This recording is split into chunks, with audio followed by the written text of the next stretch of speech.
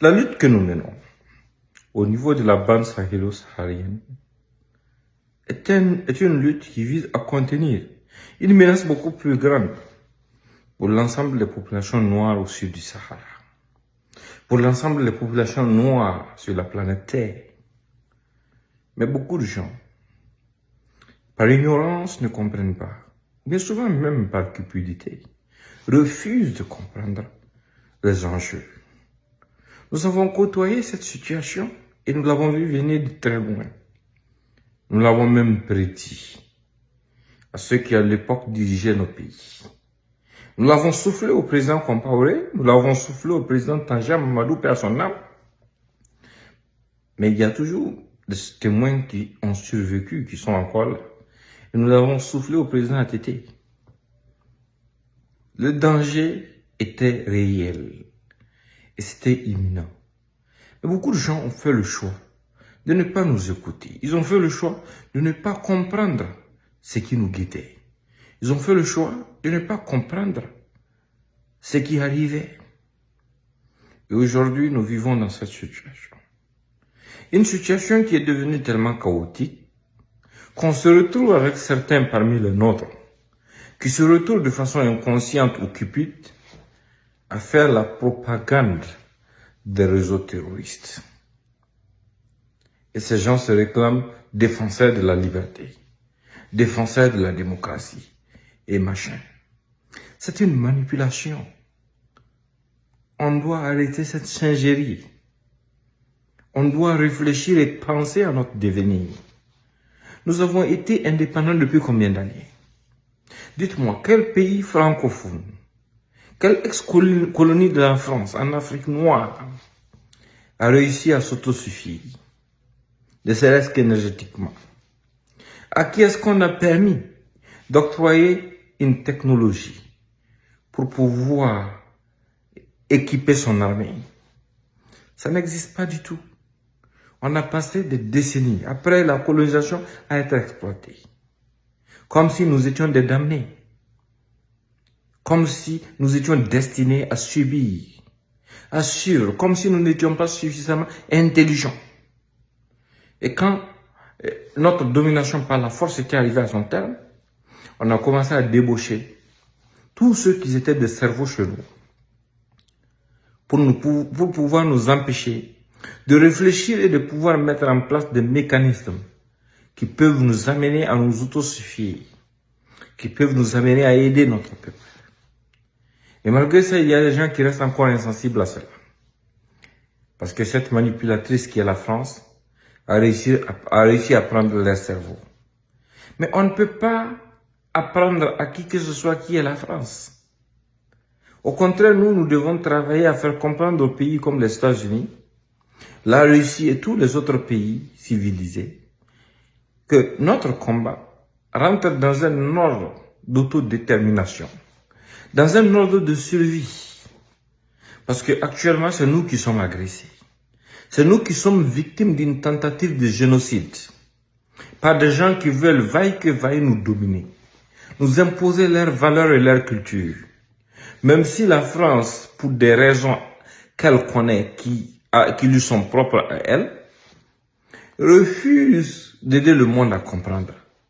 Et essaie de tergiverser, essaie de transformer notre situation en quelque chose qui n'existe pas. Je vous l'ai dit ici. La France, par exemple, a réussi à galer sur son sol avant que le terrorisme ne commence au Sahel. La France l'a accompagné, l'a soutenu. La France a fait agresser la Libye, même si Kadhafi n'est pas saint, parce que, pour ce que je sais, il a contribué à un certain moment à entretenir des rébellions contre les populations noires au sud du Sahara, notamment le Niger et le Mali. Parce qu'ils estiment qu'ils pouvaient s'accaparer de ces territoires en utilisant nos frères Touaregs et Arabes qui vivent sur ce territoire en symbiose avec leurs frères noirs. Mais la France, quand elle avait eu ses intérêts dans cette zone, n'avait pas hésité à ouvrir le feu. Mais sachant qu'elle ne pouvait pas le faire seule, était obligée de manipuler l'administration Obama et d'autres administrations, et notamment l'Angleterre et autres, pour pouvoir atteindre cet objectif. Mais c'est ce que le monde doit comprendre. C'est ça les enjeux. Pendant qu'on faisait intervenir les Américains, les Anglais, les Français, pour pouvoir bombarder la Libye sous le prétexte de vouloir instaurer la démocratie, le leader français de l'époque, qui était Sarkozy, avait déjà reçu des financements pour sa campagne de ce même Kadhafi. La France avait déjà négocié des contrats pétroliers, l'exclusivité des contrats pétroliers sur le sol libyen. Tout ça, ça doit nous enseigner. Ça doit aussi enseigner aux alliés, notamment les États-Unis. La perfidie de la France est visible. Qu'est-ce que nous rejetons? Nous rejetons le fait que la France envoie ses soldats sur notre sol pour constituer des bases.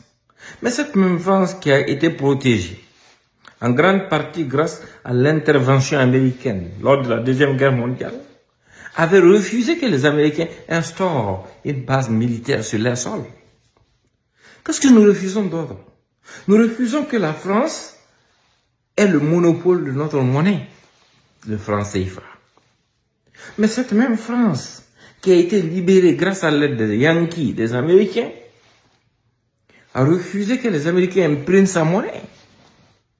C'est l'Allemagne que nous avons tous ensemble combattu, qui a accepté que les Américains aient une base sur leur sol. Mais ça nous enseigne beaucoup de choses. Et ça doit enseigner beaucoup de choses aux uns aux autres. La perfidie, la manipulation que ces gens utilisent pour pouvoir impliquer les uns et les autres dans leurs problèmes ne peut pas et ne doit pas continuer. Mais la condition pour que ça ne puisse pas continuer est que nous, on se réveille et qu'on mène la bonne communication. Aujourd'hui, par exemple, il est malheureux de constater que si je me lève ce matin pour dire que vive Israël, il y a des Africains qui seront fâchés, des gens qui ont des parents déplacés internes. Si je me lève, je dis non, les Hamas n'avaient pas forcément tort. Il y a des Africains qui seront fâchés. Parce que quoi? On a réussi à créer des camps chez nous. Comme si nous n'étions pas des êtres humains. Comme si nous n'étions pas des peuples qui peuvent aussi avoir une destinée indépendante des autres destinées. Comme si nous ne pouvons pas nous affirmer. Comme si nous ne pouvons pas nous auto-affirmer. Comme si nous ne pouvons pas tracer les lignes de notre avenir. Mais c'est malheureux. C'est très malheureux. Parce que vous voyez, il y a une grande différence entre l'islam, l'islamisation et l'arabisation. Le prophète Mohammed, paix et salut sur lui, a vécu à Médine avec des Yéhouds, c'est-à-dire des Juifs. Il a vécu à Médine avec des chrétiens. Et tout a été fait en symbiose. Mais aujourd'hui, nous on se retrouve dans une situation où les gens transforment les choses. Ils confondent islamisation à arabisation. Parce que je l'ai dit à haute voix, on nous a tellement réduit au silence qu'il est presque devenu interdit pour nous de pouvoir nous exprimer. Il est presque interdit pour nous de pouvoir dire ce qu'il y a. Je vous le répète, dans les années 90, il y a eu une rébellion au nord du Mali qui avait pour soi-disant ambition de créer un État au nord du Mali. Cette rébellion avait pour leader principal Yahya Gali, qui est aujourd'hui leader terroriste qui endeuille nos familles. Et qu'est-ce qui a contrecarré cette rébellion? Ce sont les populations Peul, Songhai, Bozo et d'autres Touaregs et autres qui ont étouffé cette rébellion. Et les acteurs qui étaient engagés dans cette rébellion à l'époque ont compris par après que c'était une pure perfidie, c'était une pure manipulation qui visait à nous dominer, qui visaient à s'accaparer de nos terres, sur des bases purement identitaires. Ayant vu que cela a échoué, ce même IED-là avait combattu au Liban, aux côtés des Libanais, contre Israël, pour défendre la cause palestinienne. Mais je vous pose une question toute simple. Depuis que la guerre a commencé chez nous, est-ce qu'un seul pays de la Ligue arabe ou bien un pays musulman de la Ligue arabe s'est insurgé contre ce qui est en train de se passer chez nous? Nous sommes pourtant membres de l'Organisation des pays musulmans. Pourquoi?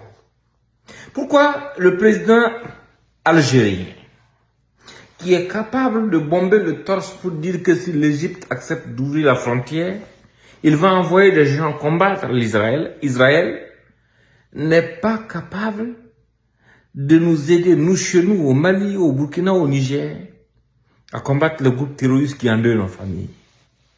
Parce qu'ils ne font pas ça pour islamiser les gens. Parce que la quasi-totalité des gens qui sont en train de massacrer même sont des musulmans. Et je vais profiter de ça aussi pour saluer le clergé.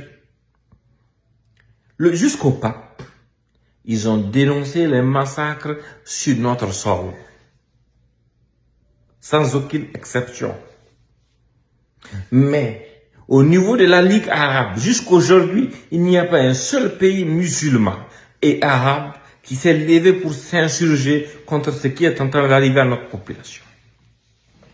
Il y a des gens qui pensent que c'est acceptable. Tout ça pourquoi? Pour satisfaire les envies de quelques cupides. Il y a parmi eux des gens que j'avais même fréquentés, en qui j'avais cru, qui utilisent différents types de discours, qui viennent pour dire aux éléments qu'ils ont fait embrigader dans le terrorisme, qu'ils sont en train de se battre pour une cause peule. Alors que eux-mêmes qui viennent dire ça n'ont même pas un membre de leur famille au Burkina. Ils ont leur famille en sécurité à l'extérieur du pays. Comme ce que Newton a dit, qu'il a sa famille depuis 1993.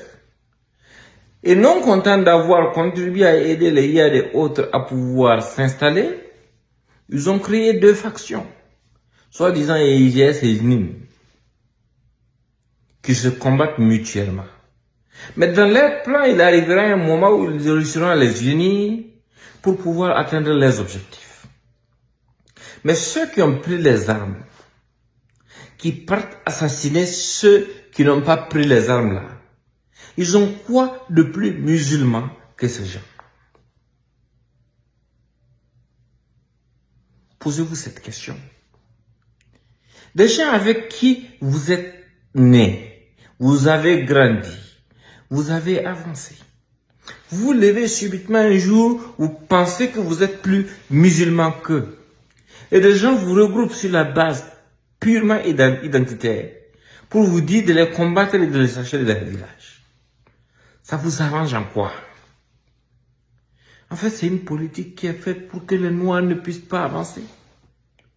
Surtout les Noirs au sud du Sahara. Vous devez vous poser aussi une question simple. L'Algérie n'applique pas la charia comme loi principale. La Mauritanie n'applique pas la charia comme loi principale. Mais pourquoi, si les gens estiment que c'est lié à la guerre de la Libye, pourquoi c'est seulement dans les pays noirs au sud du Sahara que ça se passe? Et pourquoi ce sont des Noirs qu'on utilise contre des Noirs? Vous devez y réfléchir. Et je vous avais donné l'explication. Quand en 1990, ils se sont levés avec leur connerie d'autodétermination, ce sont les Noirs, Peul, Bozo, Songoï, Dogon et autres qui se sont, et ainsi que des Touaregs qui se sont associés pour pouvoir les mettre hors du Mali, hors du nord du Mali.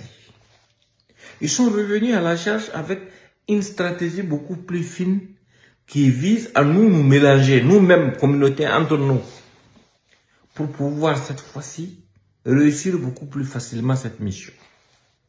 Et vous pensez que c'est pour vous. On réunit par exemple 10 000 peuls avec quelques Songoïs.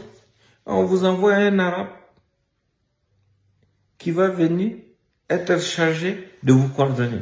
Vous partez, vos éléments meurent, vous partez puiser dans vos familles encore, souvent même des enfants et des femmes, pour venir poursuivre cette même lutte pour qui?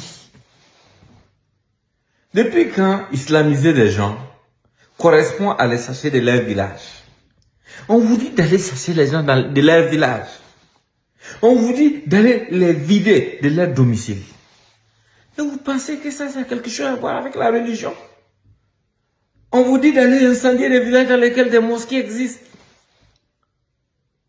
Et pendant ce temps, les mêmes personnes pleurent pour Palestine. Alors qu'en Palestine, là-bas, parmi les gens pour qui ils pleurent, là, il y en a qui ne prient même pas. Et vous ne pouvez pas comprendre. Et nous autres qui défendons la cause, qui vous poussons à vous réveiller, pour comprendre que non, ils sont en train de vous induire en erreur. Pourquoi vous, qui avez grandi ensemble, tu es né à Sela, tu es né à Amar Singa, tu es né à Lemdou, tu es né à Oussi, tu es né à Deou, tu es né à Toukabayel, tu es né à Falaguntu, tu es né à Manda, tu es né à Dolbel, tu es né à Kosa, tu es né à Kosa Derbe, tu es né à Wanzarba, tu es né à Djibo, tu es né à Baraboulé, tu es né à Arbinda, tu es né à Sampelga, tu es né à Seitenga, tu es né à Seba, tu es né à Deou, tu es né à, comment dirais-je, comment on appelle ça encore, tu es né à Mansila. On réussit à vous exploiter. À vous dire, prenez les armes contre vous-même et videz-les de leur village. Quand vous imposez du blocus sur vos propres villages, ça vous donne quoi? Ça vous sert à quoi? Ça sert à leur intérêt. Et pendant ce temps, je vais vous dire une chose. La femme de Riyad, qui est franco-malienne, vit en Algérie sous la protection des services secrets algériens. Les quelques renégats qui sont chez nous, qui se disent patriotes, défenseurs de la démocratie et autres, et ce sont des gens qui vous ont clairement affirmé ici, qui n'ont pas les membres de leur famille chez nous. Par exemple, ce que Newton Ahmed Barry a dit, c'est que lui, il a sa famille en France depuis 1993. Nous avons nos familles sur place. Moi, j'ai ma famille à Sela. J'ai ma famille à Haïni. La famille, c'est à Haïni, c'est ma famille. J'ai ma famille à Kargouno, j'ai ma famille à Falaguntu, j'ai ma famille à Seba, j'ai ma famille à Tera, j'ai ma famille à Dunguro, j'ai ma famille à Karma, j'ai ma famille à Komabang, j'ai ma famille à Kukia, j'ai ma famille à Gao, j'ai ma famille à Tombouctou, à Ber, et dans d'autres localités. Mais comment est-ce que vous pouvez vous laisser prendre à ce piège? Comment est-ce que ça peut s'expliquer? Et pourquoi on va vous dire de vous en prendre seulement au ventre? Il faut que vous commencez à réfléchir. Il n'y a pas de Peul, de Songoï, de Bozo, de Dogon, de Mossi, de Hausa, de Jama qui tiennent. Non. On est tous la même chose. Parce que chacun d'entre vous, quand il va s'asseoir et réfléchir, il va se rendre compte que dans sa famille, là, il y a du métissage. Si ce n'est pas toi-même directement, c'est tes cousins, tes cousines, tes frères, tes soeurs qui sont mariés à d'autres ethnies. Et comment est-ce qu'on va réussir à nous opposer autant? Juste parce qu'ils veulent empêcher notre développement. Je vais vous donner des secrets. Le Mali et le Niger sont superposés en pente par rapport à l'Algérie et à la Libye. Si ces deux pays commencent à exploiter leur pétrole, nos pays là seront plus riches que le Qatar. Le Burkina est le centre de l'Afrique de l'Ouest, que tout le monde a envie. Si ces trois pays se mettent ensemble et qu'on commence à exploiter le pétrole, l'or et tout ce que nous avons, vous allez tous être riches. Vous allez tous être heureux. Les miettes qu'on vous donne même pour aller faire les attaques là, ils ne peuvent pas vous donner parce que vous serez plus riche et plus développé qu'eux. Mais pendant qu'ils sont en train de développer chez eux, ils vous poussent à vous entretenir. Pour qu'on ne puisse pas exploiter ces ressources. Et ça ne vous dit rien, ça ne vous fait pas réfléchir. il faut que vous réfléchissiez. Et ceux qui disent qu'ils vous aiment là, ils ne vous aiment pas forcément. Ils s'en fichent de l'identité. Ils s'en fichent de qui vous êtes. Ce sont des hypocrites qui ont toujours appris à être paresseux et à vivre au dépens des autres. Ils n'ont même pas leur famille dans la bande là. Ils n'ont même pas leurs proches dans la zone. Ils ne peuvent pas souffrir de ce que vous vivez. Leurs familles ne vont jamais souffrir de ce que vous vivez. Eux-mêmes ne vont jamais risquer leur vie ou la vie de leur famille directe sur ce terrain. Et ce sont eux qui vont venir vous dire, non, il faut que vous vous levez, c'est une cause ethnique. Non, ce n'est pas une cause ethnique. C'est une cause terroriste. C'est une cause terroriste. Quand ils finissent de vous faire ça, ils viennent en ville pour dire qu'ils sont des adeptes de la démocratie, de la bonne gouvernance. La France leur donne l'argent, la protection et autres. Et ils vivent leur belle vie pendant que vous souffrez en brousse. C'est à vous d'aller réfléchir. Parce que moi, j'ai fini de vous dire ce que j'ai à vous dire. Tout ce qui se passe chez nous, c'est pour amener les Noirs au sud du Sahara à s'entretuer entre eux pour qu'ils viennent nous dominer. Pourquoi on vous dit de ne pas attaquer les mouvements narco-terroristes qui disent qu'ils veulent créer la Zawala? C'est parce qu'ils sont de la même couleur de la peau. Et tous les Touaregs et les Arabes ne sont pas dedans. Le général Gamou, par exemple, le mouvement Gatia, par exemple, au Mali, ont compris les enjeux. Ils ont pris les responsabilités, ont accepté de demeurer avec le peuple. Ils savent que ce sont nos terres qu'ils veulent. Ils savent que c'est pour nous empêcher de nous développer qu'ils veulent faire ça. Et vous, malgré ça, il y a des gens qui continuent de se perdre, qui pensent que c'est une gloire. Non, c'est pas une gloire, c'est vous qui sont en train de finir. Et vous ne vous rendez même pas compte. C'est vraiment malheureux. Et je pense que, arrivé à un certain moment, les uns et les autres vont comprendre et se ressaisir.